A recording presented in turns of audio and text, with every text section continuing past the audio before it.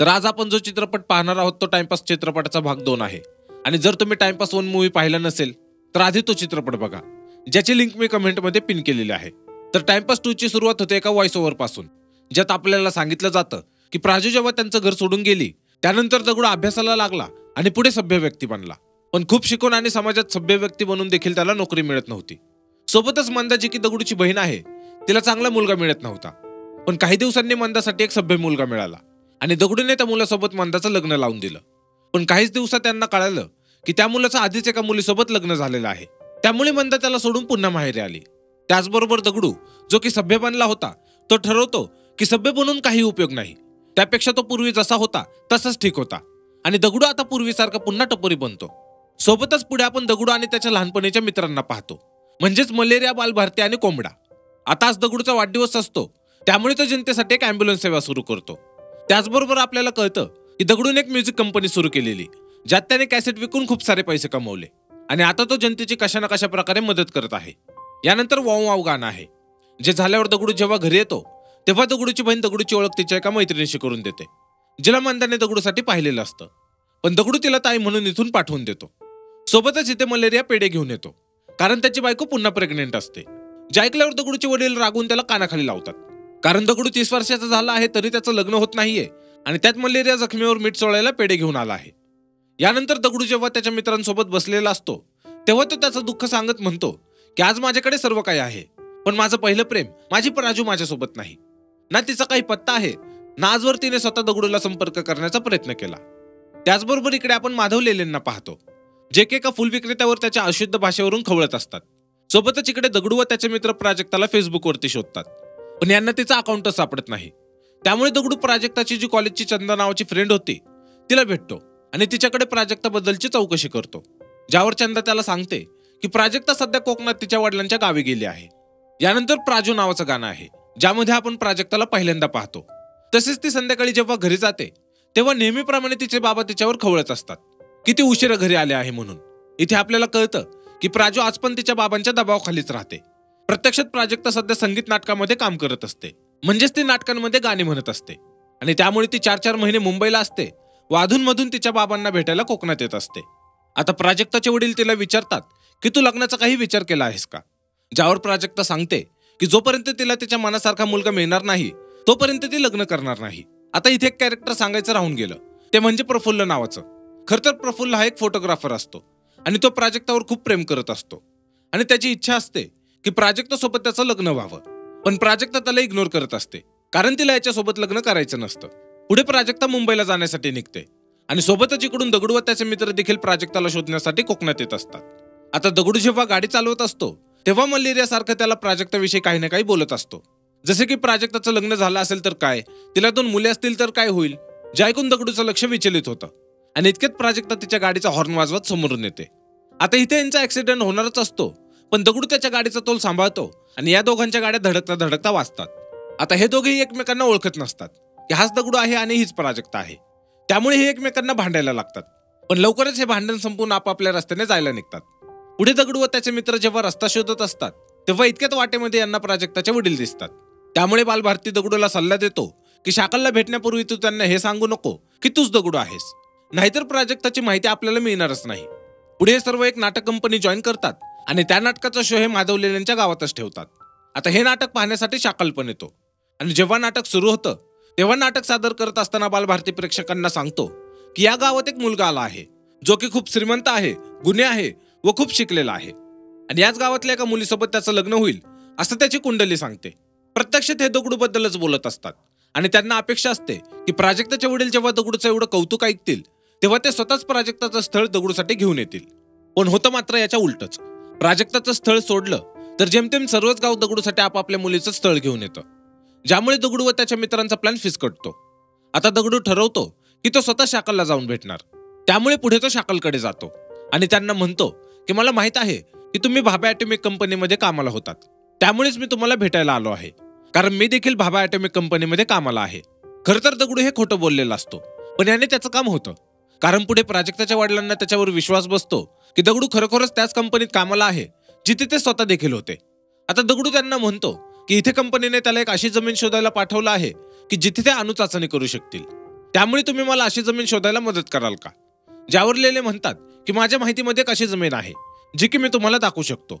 तसेच दुसऱ्या दिवशी लेले दगडूला एक जागा दाखवतात आणि म्हणतात की इथे तुम्ही तुमची अणुचाचणी करू शकता.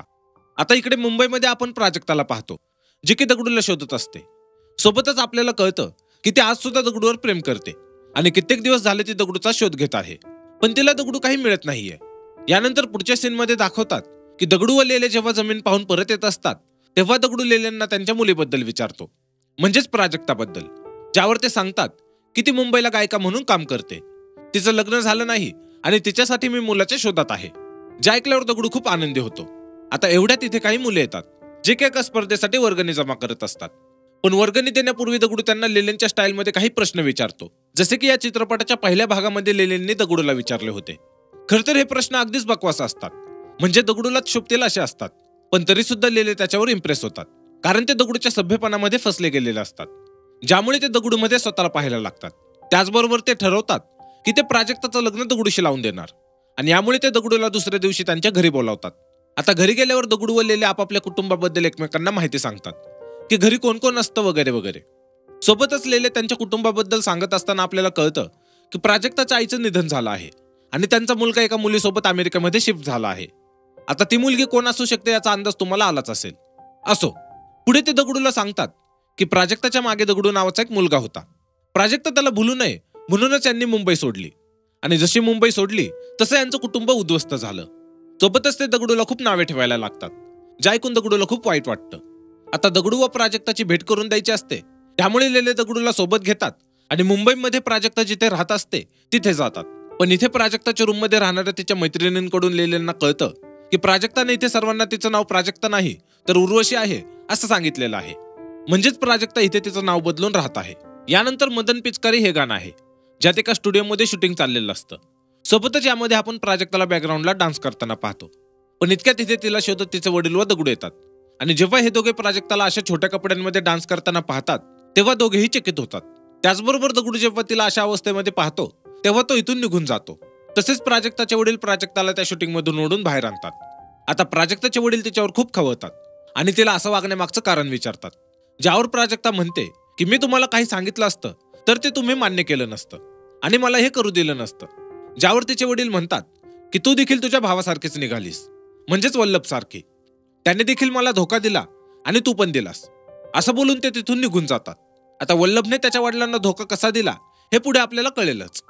यानंतर आपण दगडूला पाहतो, जो की खूप दुःखी असतो, कारण त्याच्यामुळेच माधव लेलेंना प्राजक्ताचं खरं रूप पाहावं लागलं आणि आता ते खूप दुःखी असतील, ज्याचा जबाबदार दगडू स्वतःला मानत असतो. पण इतक्यात इथे त्याला स्वतःचं बालपणाचं रूप दिसतं, म्हणजेच छोटा दगडू. प्रत्यक्षात जेव्हा जेव्हा मोठा दगडू निराश होतो किंवा त्याला वाटायला लागतं की तो सर्व गमावत चाललेला आहे तेव्हा तेव्हा दगडूचं लहान रूप त्याला दिसायला लागतं आणि ते दगडूला पुन्हा प्रोत्साहित करत असतं. आता इथे देखील दगडूचं लहान रूप त्याला मोटिवेट करतं की तू प्राजक्ताला भेट आणि तिला सांग की सध्या तू कशी जरी असलीस तरी माझ्यासाठी तू तीच प्राजक्ता आहेस जिच्यावर मी लहान असताना प्रेम केलं होतं. तसेच त्याला वाटत असतं की प्राजक्ता कोणत्या तरी प्रॉब्लेम मध्ये असणार, त्यामुळेच ती अशी वागत असेल. आणि आता दगडू ठरवतो की तो प्राजक्ताला भेटणार व या मागचं कारण शोधणार. पुढे दगडू रिक्षावाला बनून प्राजक्ताकडे जातो आणि तिला सांगतो की तोच दगडू आहे. पण प्राजक्ताने इथे हेडफोन्स घातलेले असतात, त्यामुळे दगडू तिला काय म्हणाला हे तिला ऐकायलाच गेलेलं नसतं. आता दगडूला प्राजक्ताशी बोलायचं असतं, त्यामुळे तो सारखा तिच्या मागावर जातो, म्हणजेच ती जिथे कुठे जाईल तिथे तो तिला बोलण्याचा प्रयत्न करत असतो. पण याला वैतागून प्राजक्ता त्याला खूप झापते आणि दगडूला तिच्यापासून दूर राहायला सांगते.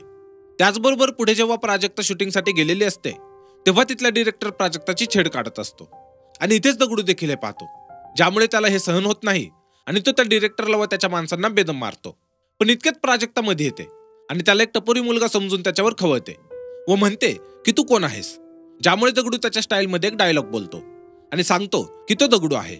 यानंतर दगडू जेव्हा साईंच्या मंदिरात येतो तेव्हा प्राजक्ता देखील तिथे येते आणि दगडूला सांगते की तिने दगडूसाठी 500हून अधिक पत्र लिहिली, पण तिला दगडूचा पत्ताच माहित नव्हता.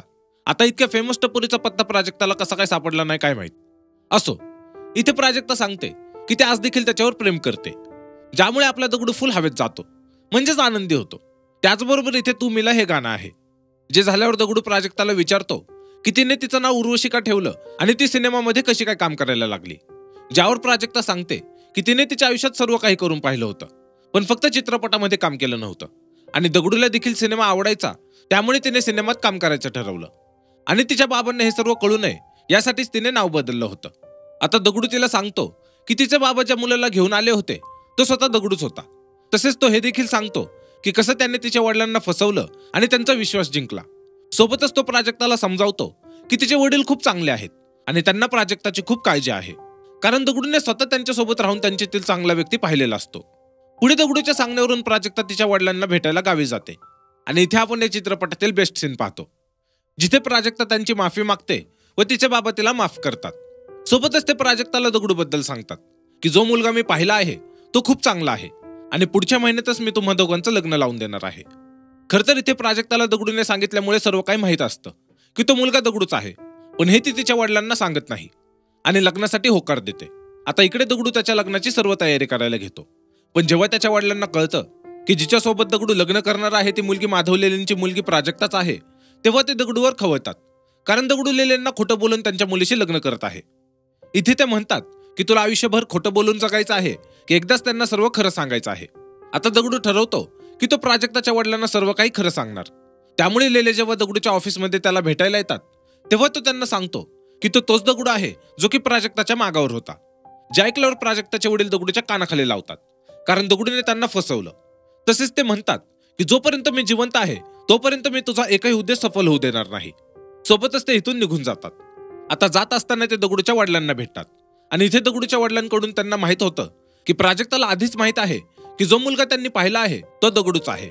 त्याचबरोबर ते पुन्हा घरी येतात व प्राजक्ता त्यांच्याशी खोटं बोलले आणि ते प्राजक्ताचा नीट सांभाळ करू शकले नाहीत, त्यामुळे ते स्वतःला छडीने मारून शिक्षा देतात. प्रत्यक्षात आपण इथे एका वडिलाचं दुःख पाहतो की त्यांना आजवर किती मेहनत करावी लागली त्यांच्या मुलीला चांगले संस्कार द्यायला आणि तिचा चांगला सांभाळ करायला, पण सर्व काही विसरून त्यांची मुलगी त्यांचं न ऐकता एका टपोरी मुलाच्या प्रेमात त्यांचा विश्वासघात करत आहे.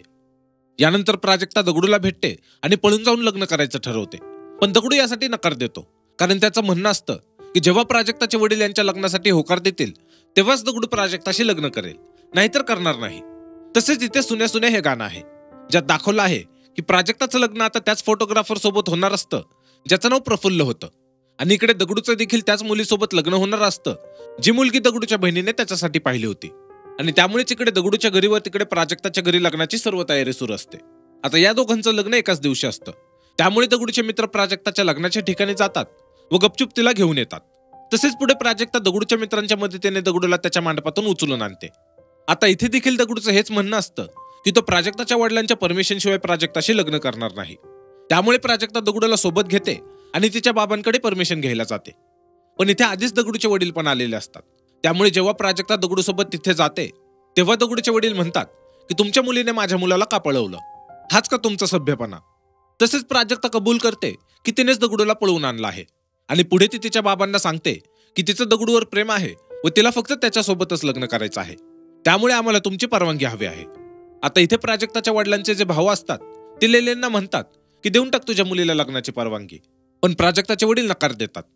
इतक्यात तिथे एक लहान मुलगी येते जी की लेलेंना आजोबा म्हणून हाक मारते, आणि लेले जेव्हा त्या मुलीला विचारतात की तू कोण, तेव्हाच तिथे वल्लभ आणि त्याची बायको स्पृहा येते, ज्यांना प्राजक्ताने बोलवून घेतलेलं असतं. इथे वल्लभ सांगतो की ही त्याचीच मुलगी आहे. प्रत्यक्षात वल्लभने त्याच्या वडिलांच्या विरोधात स्पृहासोबत लग्न केलं होतं, त्यामुळे त्याचे वडील यांच्याशी बोलत नसतात. आता वल्लभ त्याच्या वडिलांना म्हणतो की प्राजक्ताचं दगडूसोबत लग्न लावून द्या, कारण तुम्ही यांनाही दुखावत आहात आणि स्वतःलाही त्रास करून घेत आहात. पुढे प्राजक्ताचे वडील थोडे भावुक होतात आणि यांच्या लग्नाला होकार देतात. तसेच दगडू व प्राजक्ताचं लग्न लावून दिलं जातं आणि याच हॅपी एंडिंग सोबत हा चित्रपट इथेच संपतो.